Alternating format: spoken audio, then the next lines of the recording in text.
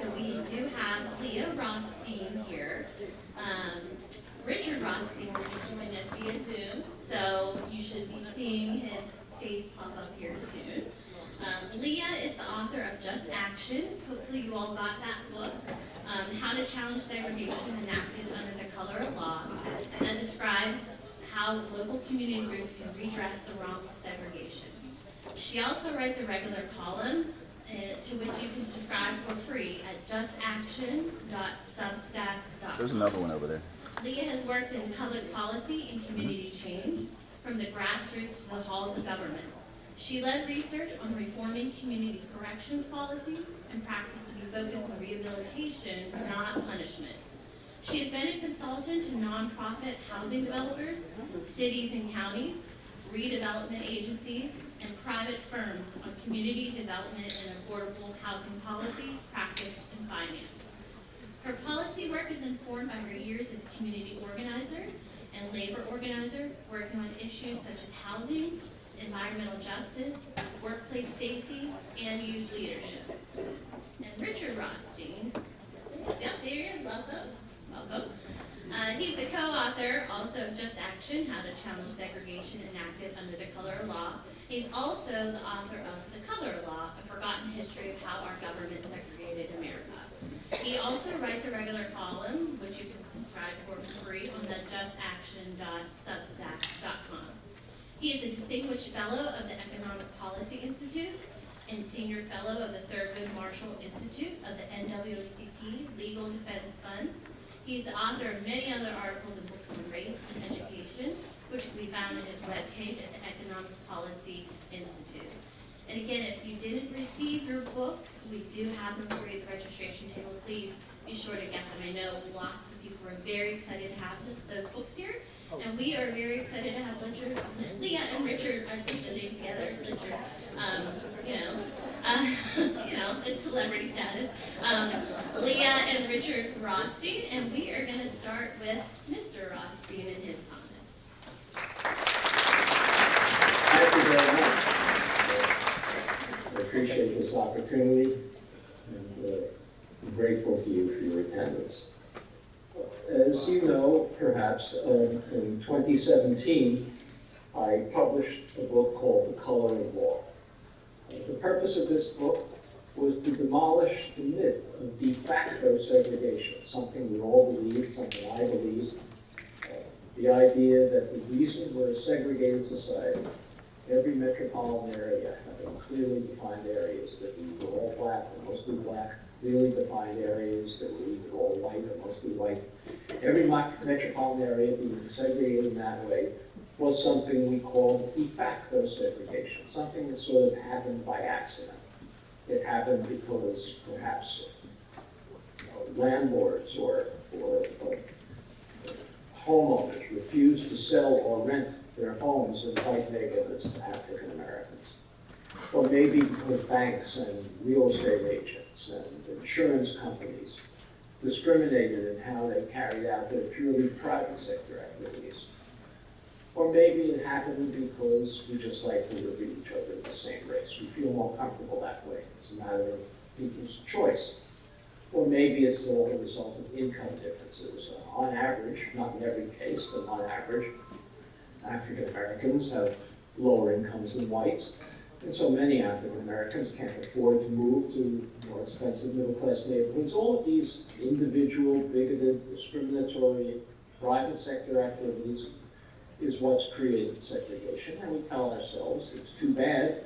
Most of us, I hope, think it's too bad that we live in such a segregated society. But there's not really anything we can do about it. What happened by accident can only unhappen by accident. Well, as I said, the purpose of The Color of Law was to demolish that myth. We are not de facto segregated. We are segregated unconstitutionally, unlawfully, by a discriminatory system that was implemented on a racially explicit basis by federal, state, and local governments. Of course, there's private bigotry, private discrimination, but that private bigotry and private discrimination was required by public policy, explicit public policy.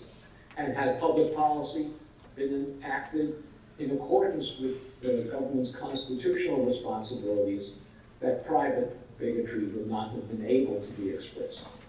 Well, let me describe just a couple of the policies that the federal government followed to create the segregation that we experience today.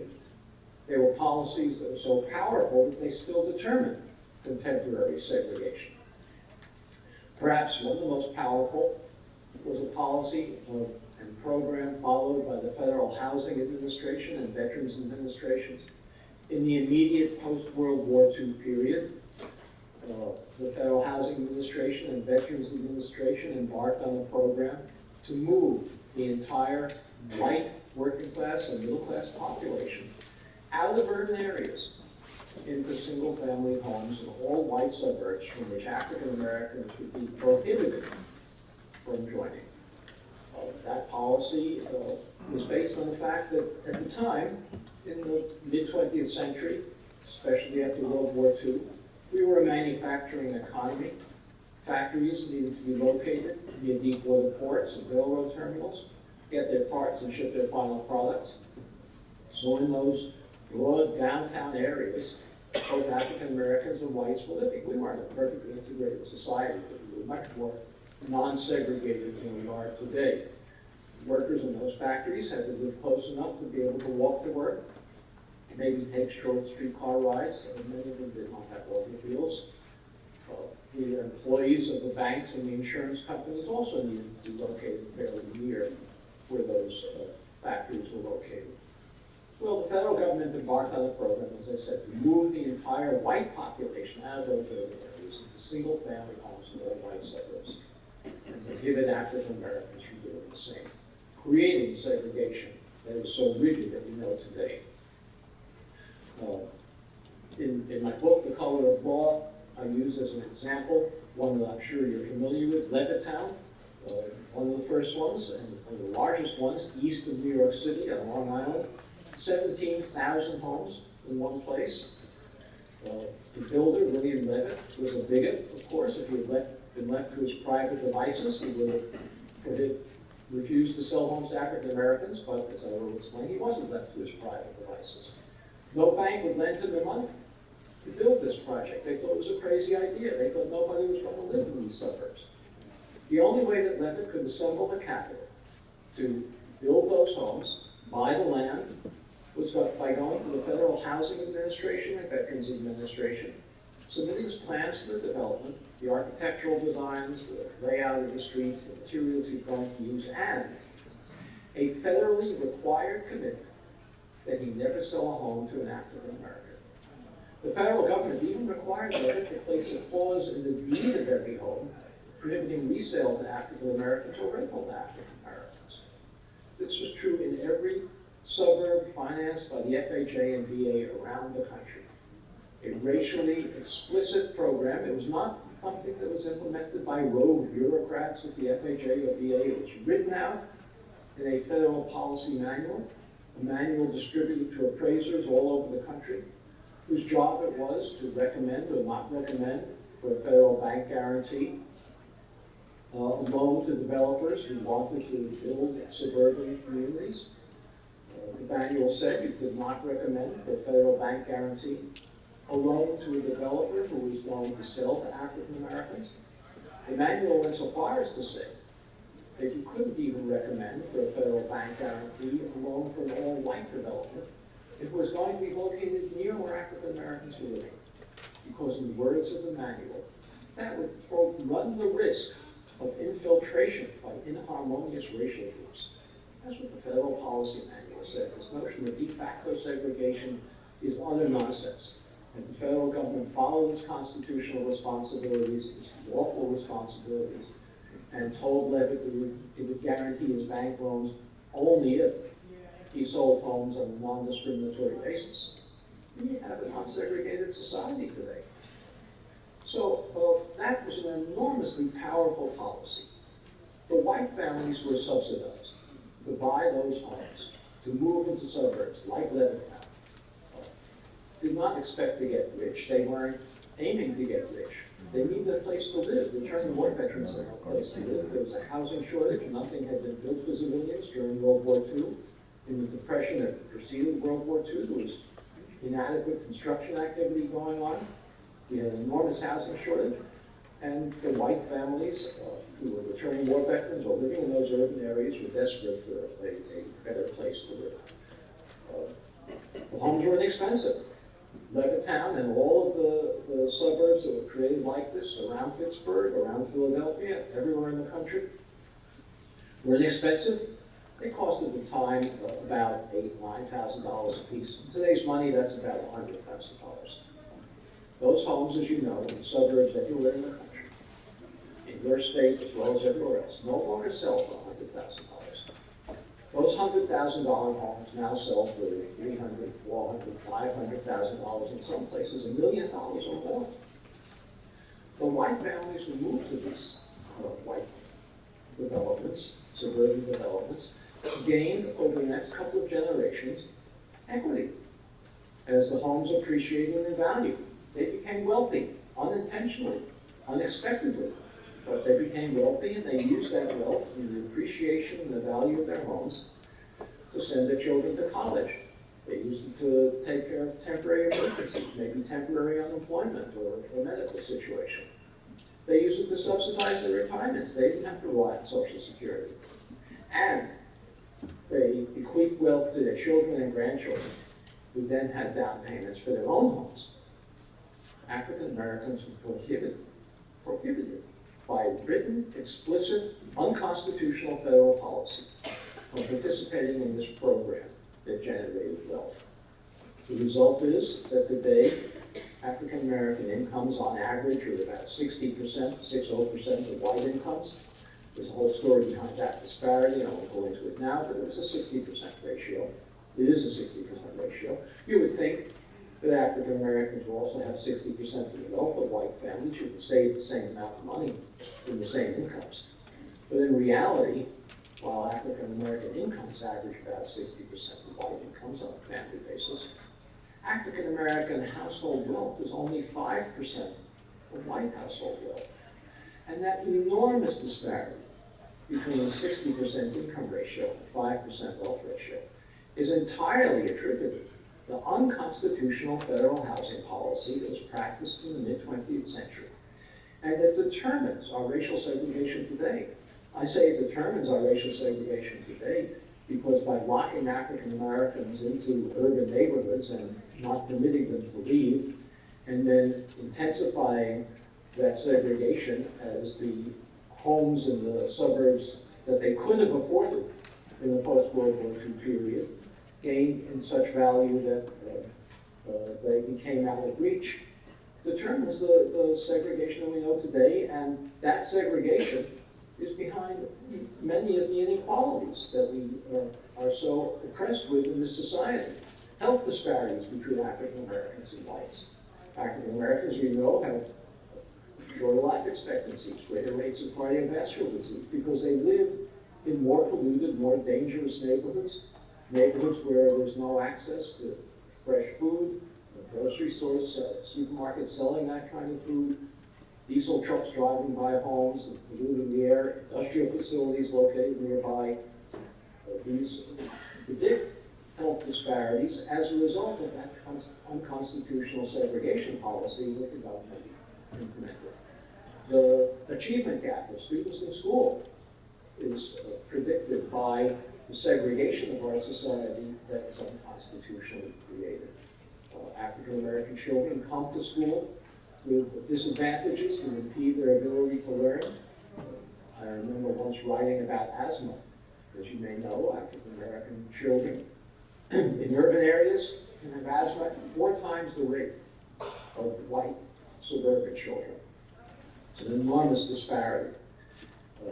On average, and it's not true in every case, a child with asthma is more likely to be up at night wheezing than a child who does not have asthma. That child is more likely to come to school drowsy the next day. And if you have 2 groups of children who are identical in every respect, except that one group has a higher rate of asthma than the other, that group is going to have lower average achievement.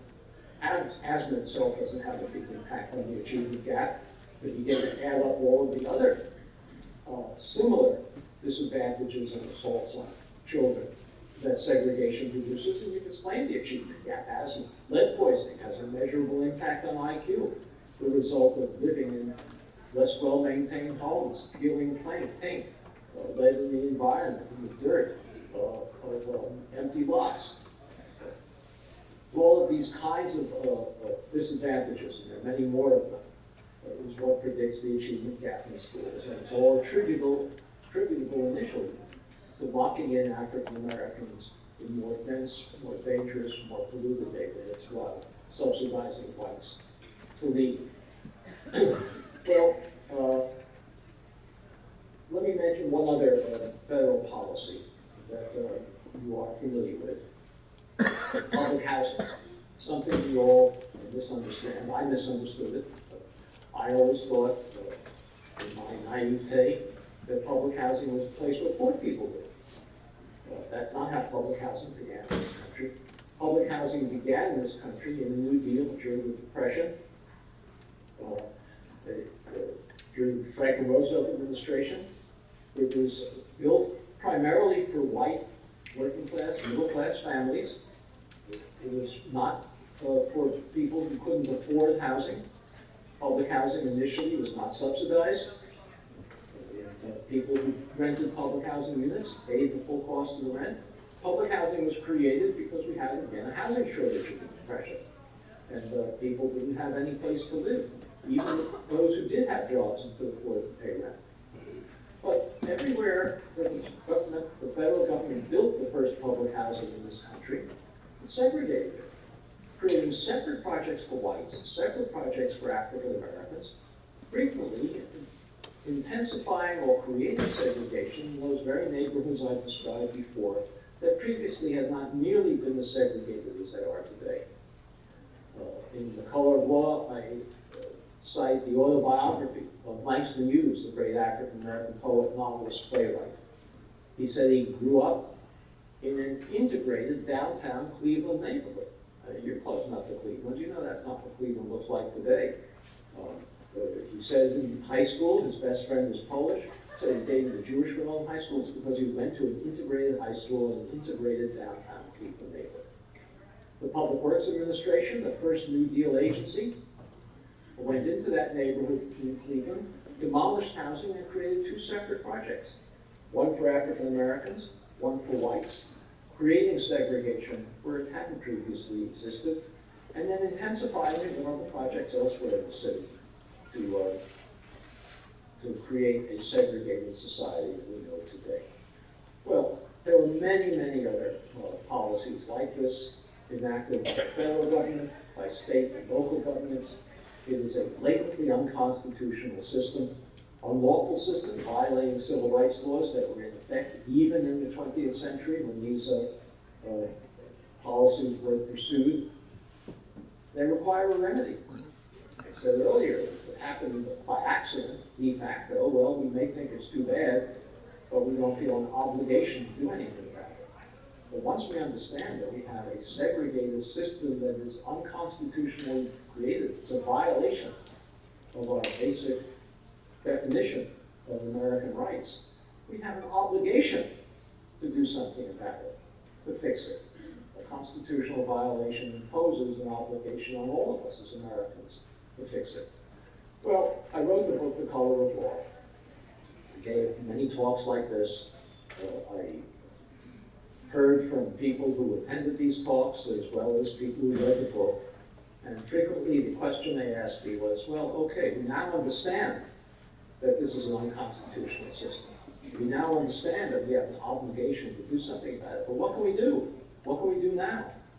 Well, I had hoped to retire after the Color of Law, but I felt I had an obligation to try to answer this question, but I needed some assistance and collaboration from somebody who knew more about housing policy than I did.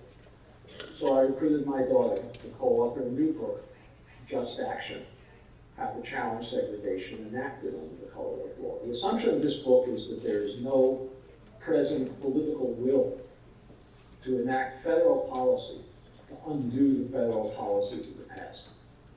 But once we have a segregated society, local policy, programs, laws, ordinances can reinforce and exacerbate it. And there's a great opportunity for people in local communities to organize what we refer to as a reinvigorated civil rights movement to make significant changes in the local programs and policies that reinforce and exacerbate the segregation.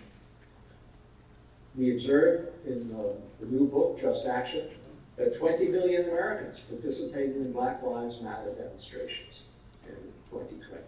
They were white and black, urban and suburban, middle class and lower income. They engaged in these demonstrations, and then most of them went home, put Black Lives Matter signs on their lawns or in their windows, and did nothing further to make Black Lives Matter. Our view, Leah's and my view, is that the reason they did that was in part because they didn't know what to do and because nobody asked them to do it.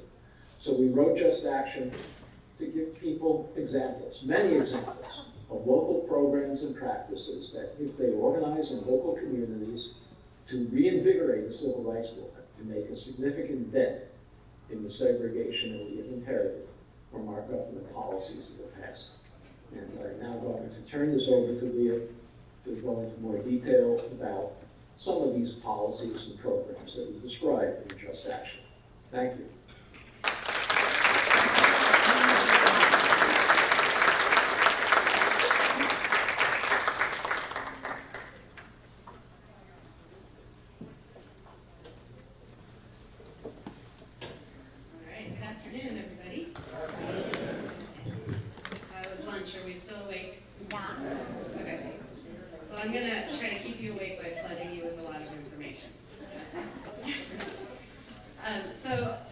To pick up where my dad left off, what we argue in Just Action is that to live up to our obligation to remedy and redress segregation all around the country, we need a reinvigorated, reactivated civil rights movement, starting with groups in our own local communities that can start by taking on local policies and programs to challenge segregation and remedy its impacts. So how do we start to build that local civil rights movement, reinvigorated civil rights movement? Well, we argue that we need to start by building biracial, multi-ethnic groups in our own communities that are educated on the history of how we came to be segregated and ready to take on advocacy roles and activist roles in their communities to advocate for change. Those groups, like I said, should be biracial and multi-ethnic. The leadership should be shared by blacks and whites. That's the only way we'll have the power to make these changes. We all need to be involved. Now, we understand that in itself, that first step might seem daunting. We live in very segregated communities, so outside of the workplace, we tend to not have a lot of natural social contact with people of other races. This is true all across the country. You know, going about our daily business in our neighborhoods, dropping the kids off at school, going to the grocery store, we tend to see people who look like us because for all of the reasons we're talking about, our neighborhoods are segregated by race. So we're surrounded by people who look like us in our own communities. So to build these cross-race relationships, we have to break down those barriers.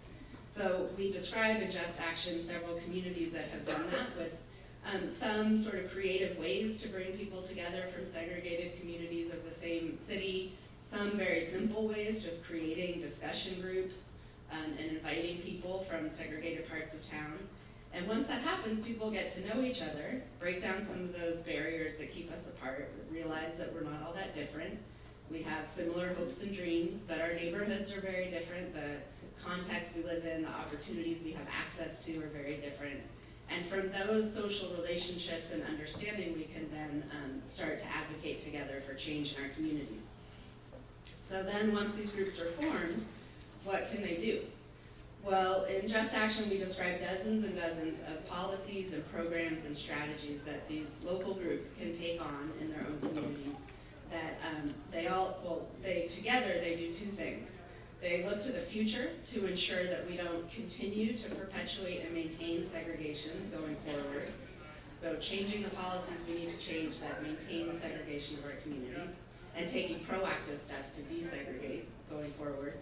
And then we also need to address the past. We can't truly redress segregation and remedy its impacts if we don't address the disparities that exist, like the wealth gap my dad talked about, as a result of government-sponsored segregation. We can't live up to our obligation to remedy segregation and its impacts if we don't also look to the past.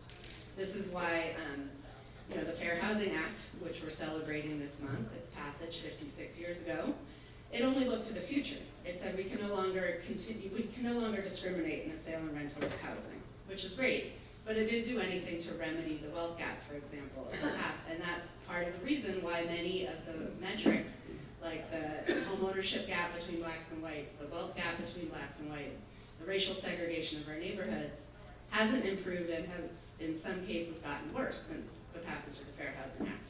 So we have to do both of these things, look to the future and look to the past. And then the strategies we described, they fall into a couple major categories. The first category is what in housing speak is called place-based strategies. Those are strategies that are concerned with increasing investments and resources in lower income, segregated, predominantly African American communities, where the concentration of poverty is a direct result of government-sponsored segregation. Because when we talk about segregation, we're not just talking about a separation of people, but it's a separation of resources. The communities where whites were subsidized to live in were areas that had access to opportunity and resources and investments and jobs and good schools. And the areas where African Americans were limited to living in were deprived of those same access to opportunity and resources. So to remedy the impacts of that segregation, we want to increase the access to opportunity and resources in those lower income neighborhoods. Now we also understand that when that happens, when a lower income neighborhood sees an increase in investment and resources, what happens? Gentrification can happen often. And that's when, the resources increase and suddenly people with higher incomes become interested in living in that neighborhood. They move in, the housing prices go up, and the longtime residents of that community are priced out just when their community is starting to see an increase in resources. So these place-based strategies need to be coupled with anti-displacement strategies to prevent some of the displacement that can occur when gentrification happens. So there's lots of ways to do this. Often when gentrification is happening in a community, landlords see an opportunity to get higher paying tenants into their units, and so they find ways to get out their lower paying tenants. So some of the strategies we can do to prevent that have to do with protecting renters. Protecting renters against rapidly increasing rents through rent regulation rules, protecting renters from unjust evictions through just cause eviction ordinances, starting a right to counsel program where lower income tenants are provided a free right to an attorney when they're facing an eviction. These are all locally based programs or policies that a local group can advocate for passing or enacting in their own community, and goes a long way towards protecting renters from being displaced when housing prices are rising. We can also pass an inclusionary zoning policy. This is, again, another locally based policy passed through a zoning code that requires that when new housing is built in a community, and often in gentrified communities there's a lot of new market rate housing being built, it requires that that new housing has to include a certain percentage of units that are reserved as affordable to lower and moderate income households. So it's a way of ensuring that a community that's seeing a lot of new investment, some of that new investment includes units that are accessible to those longtime residents of the community. And then we argue for going a step further and putting preferences and priorities on those units to ensure that those residents who are at risk of displacement are able to access those new units that are built. There's another strategy that I'm going to get into a little more detail on, which has to do with the Community Reinvestment Act. Who here is familiar with that act? A lot of people. Excellent. So as you know, the Community Reinvestment Act was passed in the 1970s, and it was to combat redlining by banks, where banks refused to invest in communities of color in their service areas. So the Community Reinvestment Act requires banks to invest fairly in the lower and moderate income neighborhoods in the areas where they do business. So they get scored on how well they do this. Now the scores themselves, I would argue, don't mean that much because most banks get outstanding scores, and we know that most banks aren't doing outstanding at these obligations. But when the Community Reinvestment Act really comes in handy for what we're interested in here is when banks apply to federal regulators to merge or acquire another bank. And this happens far more often than you would ever imagine. Banks are always combining and expanding. So when they want to do that, they need federal regulatory approval, and those federal regulators have to take their CRA, their Community Reinvestment Act score, into account when they decide whether to approve it. And they have to offer a chance for public input on that merger acquisition. And this is where community groups can have a big impact on bank behavior. They can show up for that public input session. They can do public sort of awareness organizing campaigns to show what the bank's history and track record is of living up to their CRA obligations. And through that public pressure and sort of negative publicity, that often forces banks to the table to negotiate with community groups. And community groups can win what are called community benefits agreements, where a bank will agree to things like increasing mortgage access to people in the lower and moderate income communities in their service area, increasing small business lending, opening bank branches in those areas. Often those areas have far fewer actual physical bank branches than the higher income neighborhoods in their service area. They can also win commitments to fund affordable housing construction and developments, or to fund philanthropic and charitable organizations in those communities. So this happens all over the country. We wrote about a group in Indianapolis that organized against Old National Bank there that was merging with another bank, ended up doing a lot of research on the bank's very poor performance in the Black communities in Indianapolis and in other areas where Old National operated, ended up filing a lawsuit. And in return, banks really don't like that negative public pressure, publicity. So in turn, the bank agreed to negotiate with the Fair Housing Center in central Indiana, in Indianapolis, and they won this huge community benefits agreement. And in return, the community group, the Fair Housing Center, decided not to oppose the merger anymore. And the bank merger went through, and the community got all of these community benefits and increased investment in the lower and moderate income communities where that bank does business. So this is a way to ensure that we can continue to combat the practices of redlining in our communities and ensure that those lower income segregated communities have access to resources, credit, and bank investments. So that's one thing we could do as a local group organizing around these issues. Another strategy that falls into this category has to do with community land trusts. Y'all familiar with land trusts? All right. Okay. So I'm just going to tell you what you already know. But maybe some of you, this is new information. Okay. Well, there's over 300 communities around the country that have a community land trust. There's a lot here in the state. I couldn't even sort of track how many because I was researching. So there are a lot around here. And community land trusts are nonprofit organizations, and they usually have two goals, or they can achieve two goals. One is to create permanently affordable homeownership opportunities in areas with rising housing costs, and to prevent some displacement that can occur in those neighborhoods as housing costs are skyrocketing. We wrote about the land trust in Durham, North Carolina. That one was started when a group of residents of a lower income, predominantly African American neighborhood located near Duke University, they started just going door to door talking to each other about what they wanted to see in their neighborhood to make things better. Basic community organizing, they just started talking to their neighbors. And the first thing that they identified was that they wanted to get the city to turn a vacant lot into a park, because there were no parks in their neighborhood and kids played in the street and some had been hit by cars, and so they wanted a safe place for their kids to play. So they advocated together for this park, and they won. They got the park, the city built it, and the group was excited. What else can we do to improve conditions in our neighborhood? Well, their neighborhood was gentrifying because Duke was expanding enrollment, investors were buying up properties and forcing out the residents. So the group learned about the land trust model, and they started one. And they started one with 2 vacant homes that the city donated to the land trust. And this is often how land trusts acquire properties, is through donations from local government. Local governments of all types in all kinds of communities are sitting on vacant land, foreclosed homes or unused public land, In suburban communities where public school enrollment is declining, there's school sites. We wrote about some suburban communities that have the city has acquired a vacant golf course or country club that went out of business. And so these city governments are sitting on huge swaths of land. They could donate a portion of that to the land trust. Then the land trust, in the Durham example, they fixed up those 2 homes and they sold them at affordable prices to lower and moderate income households. They sold at the time for $100,000 in today's money. That's an affordable price. And those homeowners then own the home like any other homeowner. But in the sale, the land trust retains ownership of the land underneath the home. That's how that home price can be affordable, because the cost of land is a huge part of the rising cost of housing, of homes. So when you take the land out of the equation, the home is more affordable.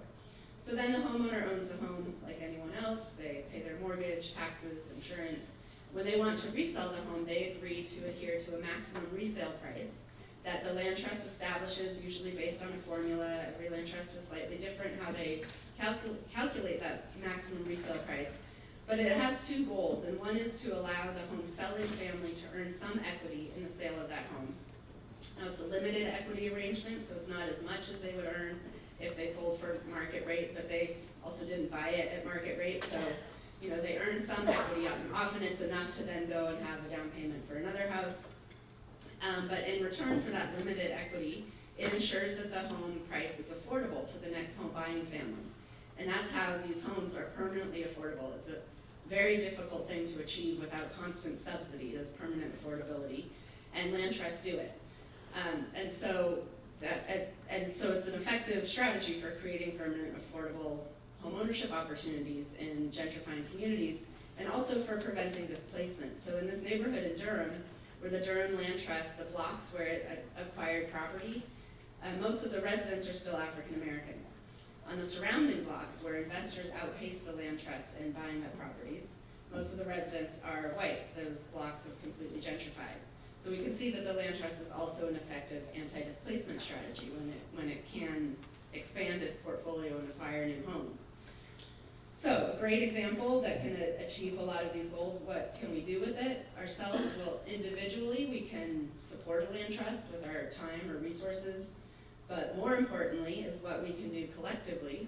And I mean, when I talk about we and what we all can do, I'm speaking to you as, in your professional roles that in the housing field and industry, and also in your roles as residents of your communities. Because the way we're going to achieve what we need to achieve to combat segregation is going to take all of us acting as active members of our own communities. Not only what we do in our day jobs, but also how we interact in our communities and what we do to advocate for change as voters and residents of our neighborhoods. So together, to support a land trust, we can advocate that local governments donate some of their vacant land to a land trust. Or we could go a step further and those restrictive covenants that my dad talked about earlier, and I think there will be a session on later today. These are the covenants that were written into deeds of homes that said that the home could only ever be owned or occupied by whites, no longer legally enforceable, but they remain on the deeds of homes forever. And so we can use the information that come with those restrictive covenants when we find them in the historical documentation of those homes. Because along with the racial restriction on the deeds, there's often also listed the companies that were involved with the home when it was first sold on a restricted basis. So the builder, the developer that built it, the bank that first financed it, the realtor that first sold the home, often all listed on the deed. And those companies, even though that was maybe 50, 60, 70 years ago, often those companies are still in business in our communities. Or they've been acquired by other companies that are still operating in our communities. And we researched this in Charlottesville. We looked at several of the restrictive covenants and the deeds there. Those companies, the bank, the realtor, the builder, the developer, all still operating in Charlottesville or have been acquired by another company that is. Many of them in 2020 put statements on their website, denouncing racism and promising to do better. Well, a community group looking to redress segregation and challenge its effects could go to those companies and say, look, we know that you were involved with creating segregation in this community. if you really want to do better on these issues, you can, and you have a responsibility to remedy some of the impacts of the segregation you helped to create. And one way you could do that is by supporting a land trust in this community, helping it acquire more properties. So that's another example. I'm just going to keep feeding you some examples of what we can do locally. So that's the first category, is the place-based and anti-displacement strategies. The other category we talk about of policies and strategies are what are called mobility strategies. These are concerned with opening up exclusive, expensive, usually predominantly white suburban communities to more diverse residents. We can do this in several ways. Zoning changes is a very important first step. You know, many of these areas are zoned only to allow one home per lot, single family only zoning, which has been an effective way of keeping those areas all white by ensuring that the home prices there remain high. So the first step to desegregating those areas is to change their zoning and allow more than one house per lot, to allow for a broader range of housing types, a broader range of affordability of housing in those communities, to hopefully allow a broader range of people to live in those communities. So there's a lot of talk around the country about changing zoning. There's also a lot of opposition in suburban communities to it. So we, to live up to our obligation to remedy segregation, need to be showing up and supporting these changes just as often and as vehemently as those opponents show up to planning commission meetings and city council meetings. And I know I'm running out of time, so I'm gonna go even faster. Stick with me, yeah, I see that. Okay, another strategy for opening up these exclusive areas has to do with the Section 8 program. You all are familiar with Section 8, rental subsidy for low-income families. Had the promise when Section 8 was created, it had the promise to provide the opportunity for low-income families to move out of high-poverty communities to higher opportunity areas, those areas with clean air, access to well-resourced public schools and jobs and transportation. Only 5% of Section 8 families can use their vouchers to live in high-opportunity communities. It is a far cry from living up to that promise. Now, one of the main reasons is discrimination.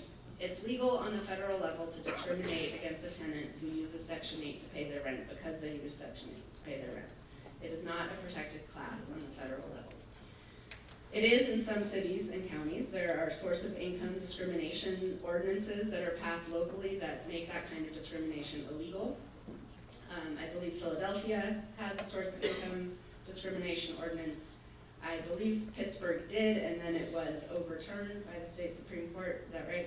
So passing a source of income discrimination ordinance would be the first step, one that can get through legal challenges to make that kind of discrimination illegal. And then the next step, as we all know, is, you know, when we just having an anti-discrimination ordinance on the books doesn't make discrimination magically stop. So we need to do the important work of education and monitoring and enforcement and paired testing to find where that discrimination is occurring. Sending people posing as potential tenants to seek units that are listed as for rent, and there are different races, or some say they use Section 8 and some don't, and that's how, and if they're treated differently, that's how we can know when discrimination is occurring. Now, in places where Section 8 discrimination is legal, like here in Pittsburgh, often Section 8 discrimination, because that's allowed, is used as a cover for racial discrimination. And so we can do testing to find where that's occurring too.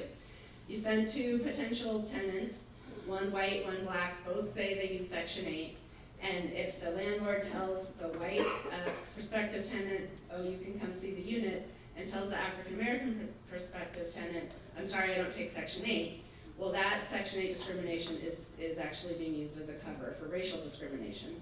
We can only really know where that's occurring by testing. So we need to expand testing programs and volunteer as testers. I know this is all, many of you probably run these programs professionally, but in our personal lives or with the people that we know in our communities, we can spread the word that these testing programs need volunteers and need participants to pose as the testers. You get trained, you get all the materials you need, and that goes a long way towards finding where discrimination is occurring so we can end it. So that's another thing we can do. And in my last minute, I'll give you one more. So, we also talk about a lot of strategies to open up home ownership opportunities for African American families in all kinds of communities. To do that through homeownership counseling, down payment assistance to address the wealth gap that we talked about, subsidies for down payments, or building more housing that's affordable to moderate and middle income families. And then there's also ways, there's a lot of obstacles that African Americans face in getting into home ownership that whites don't face in the same way. And so we need to address those obstacles and reduce them. One of them is the credit scoring system. So we think of the credit scoring system as an objective system. It's an algorithm. You put in some information about your financial history, it gives you a score, and it tells the bank if you're a good candidate for a mortgage. If you have a high enough score, you're eligible for a mortgage, and if it's really high, you can get a good interest rate. And it takes your financial history into account. So, if you've defaulted on loans in the past, you won't have a very good score. That might make some sense to a bank, looking for a good person to lend money to, doesn't want someone who's defaulted in the past. But the problem is that it only factors in a certain type of financial history. And it's a type of financial history that whites are far more likely to have than African Americans. Because whites are more likely to live in communities with a bank branch and have access to traditional financial institutions like bank loans, mortgages, credit cards, all of that information is fed into the credit scoring system. But if you live in a community without a bank branch, you might be more likely to use what is in your community, like a payday lender when you need some extra cash. And even if you pay back that loan to the payday lender with its exorbitant interest rates, that seems like a very good financial history to me, but that type of financial history isn't factored into a credit score because it's a non-traditional financial instrument. So similarly, if you've owned a home in the past and you've paid your mortgage on time, that goes into your credit score and it gives you a boost in your credit score. But if you haven't owned a home in the past and you've been a renter, and you've paid your rent on time, paid your utility bills on time, these are all things that have records, that information doesn't feed into a credit score. So African Americans more likely to have not owned a home in the past when applying for a mortgage, and their rental payment history doesn't help them get a higher credit score. So this is why the credit scoring system is an example of a racially neutral system. It has a racially neutral intent, but it has a racially discriminatory impact. And so we have an obligation to address that. And one way we could do that is by getting the credit scoring systems to factor rental payment history into their algorithms. And there's some movement on the federal level to get the 3 credit scoring systems to do that. They're starting some pilot programs. This is after 15 years of discussions to get the pilot program going. So again, if we wait for federal change, we'll be waiting another 15 years for something significant. In the meantime, we can work locally with our local banks, credit unions, bank branches, financial institutions, and they can change their own credit scoring algorithms internally in their own bank branch and factor in rental payment history into their credit score. Many have done this. It's proven to actually show the same information as a traditional credit score and give banks access to more potential borrowers. So it's good for banks and it's good for the community as well. And it opens up credit access and mortgage access to African Americans. So that's another thing that we can do locally in our own communities to advocate for reducing the barriers that have been set up by past policies that created segregation. So, you're still with me. Okay, everybody's still awake, that's great. So those are a few examples. Obviously there's a lot more in our book and a lot more in our Substack column and a lot more that we haven't even written about yet. But I hope that the takeaway of all of this is that even though segregation feels like the water we swim in this country, just the way things are, can never change, feels very difficult to do anything about it, there's actually so much that we can do, so many pieces that we can start to address one by one in our own communities. We don't lack for ideas, we don't lack for opportunities of how to make change, we just need to get started doing it. So we hope that this book helps inspire that and helps give us all ideas and break down what seems like it might be too complicated for normal residents of our communities to tackle housing policy, but it's actually not that hard. We just have to start doing it. So with that, I will stop talking and have some time for questions, I believe.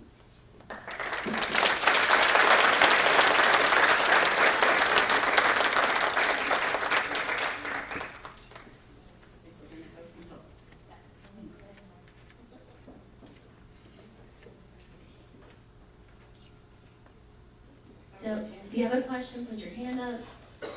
Dustin is going to bring the microphone around to you. And then also just let us know if it's a question specifically for Leah or if it's a question specifically for Richard, because they can't see each other.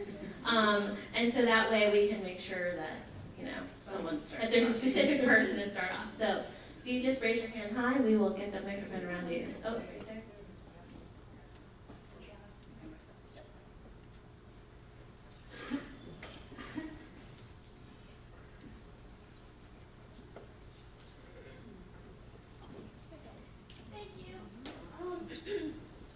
This is a question.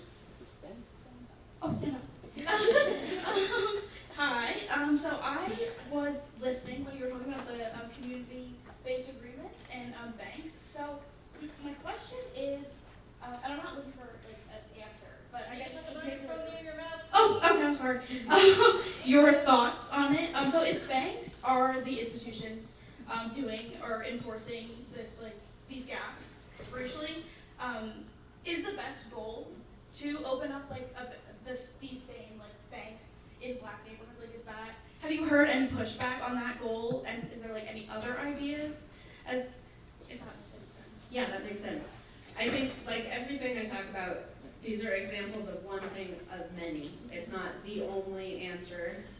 So it's one answer. I do think it's important for major banks to do their part by investing in all areas in their service area. So not only in the affluent areas. And it's good for banks too. They have a whole new customer base when they open up access to those areas. And there's also other alternatives. There's more community-based banks that people are starting to not sort of rely on the larger banks that don't have a great track record with this. And there are, but I do think both are necessary. Yeah. Thank you.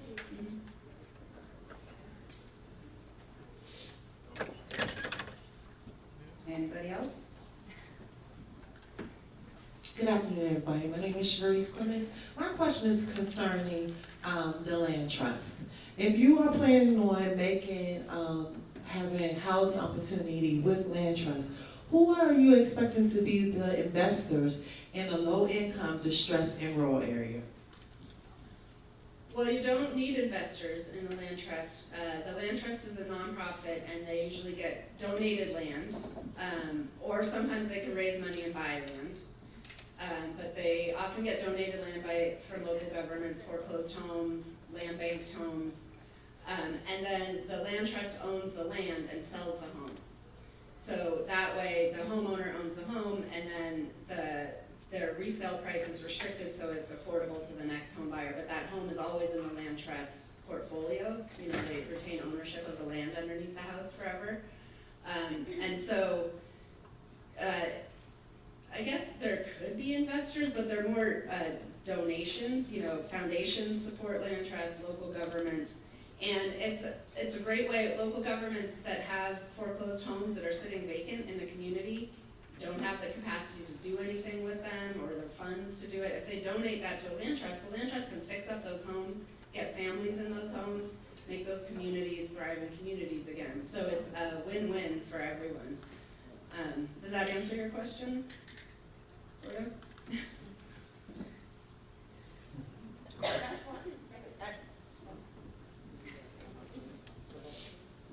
I apologize. So the second part of that question for me would be, when you put families in the home, do they have the opportunity to buy the home? Even if they have the opportunity to buy the home, do the land trust still own the property, the house? The family buys the home, they own the home, and the land trust owns the land underneath the home. Okay, I got it, thank you. And this is, again, like the previous question, it's one strategy among many. It's not the only answer because it is a limited equity arrangement, and not all communities want that. They want home ownership opportunities where the home buying families get to earn market rate prices when they want to sell that home. They don't want to limit the equity that homeowners can earn. That's why it's not the only solution, but it's one of many, and it's a good way to get lower and moderate income families who otherwise can't afford to get into home ownership into a first home that then they can earn some equity on, and move on to another home if they desire. Hi, Martin Cunningham with the Human Relations Commission. Thank you, Ms. Rothstein and Mr. Rothstein, for your brilliance and everything that you bring to the table on this topic. It's been beyond important. I would only wonder about your idea about this one question. It seems to me the the land trusts are a nice opportunity for people that generally would not have an opportunity to get there in the first place, maybe. And I get that, especially with the pricing of housing. But the one thing that really strikes me is that should we be looking perhaps at the real maybe potential catalyst for why prices are so out of the reach for many people, and that is there's a lot of wealthy individuals that utilize extra homes for wealth preservation. And maybe perhaps it would be going to Dr. Ms. Rothstein's book, his first book, is that maybe this should be a good governmental incentive to start to say, maybe if you have 16 homes, that you're not going to live in one of them probably more than once every 2 months or 3 months, that maybe you don't get the same incentives that somebody who wishes to come forth and have their own home for once should be able to get the tax incentives. And I'm just wondering if it's almost we're giving, for whatever reason, the same benefit to multiple, investment properties for people that are just actually going to raise the price for everything else. And that's what I was just wondering what your thoughts are on how we can maybe bridge that. Do you want to start that one, Doug? Yes, as Leah said, there's no one solution. There are many, many policies we should pursue, and certainly the one you suggest, and that is taxing homes that are not a primary residence at a much higher rate than homes that are a primary residence, is one policy that would help to alleviate this problem. It wouldn't alleviate it entirely, but it would help. We do have something called a homeowner's exemption that lowers taxes on residences that are primary residences. But it's much too little, its qualifications are much too low in income, and that's a tool that should be expanded to try to minimize the dangerous impact of these investors who are buying up homes that they don't live in. Thank you both. Oh, Leah's nodding, I must have done all right.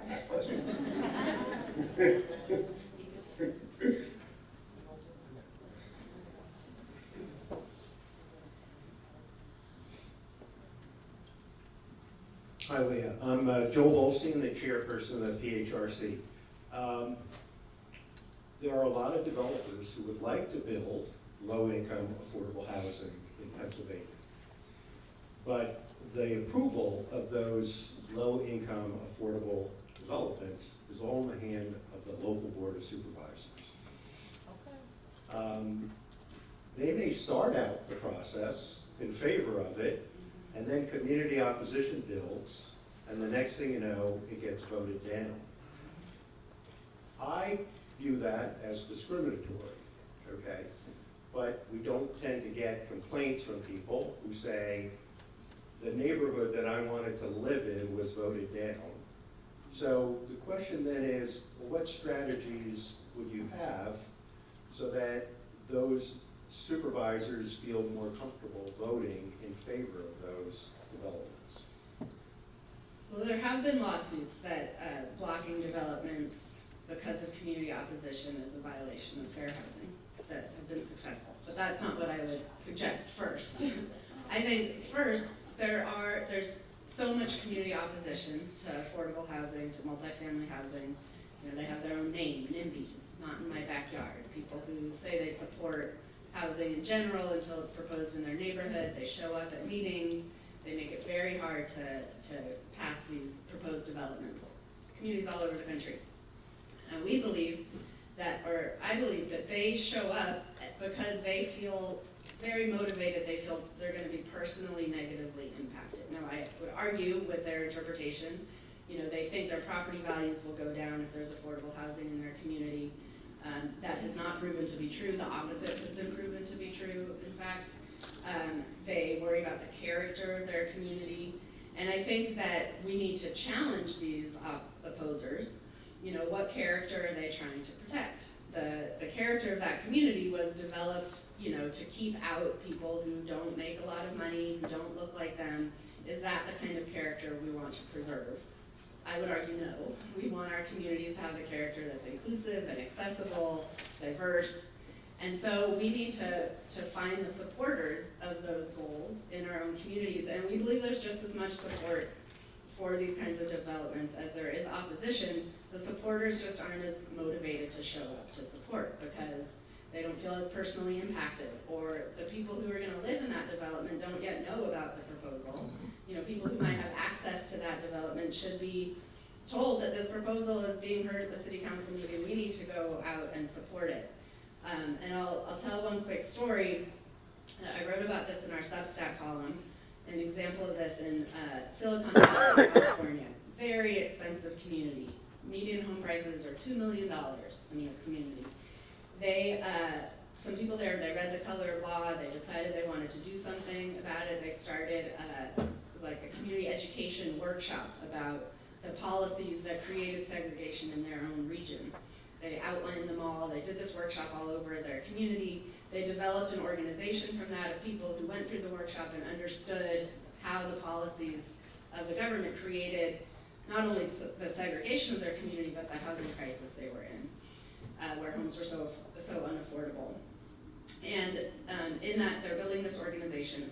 And then a local school district proposed to build 90 units of middle-income workforce teacher housing for teachers and school district employees, because teachers in the school district, 30% of them left their jobs every year because they couldn't find housing anywhere near where they worked.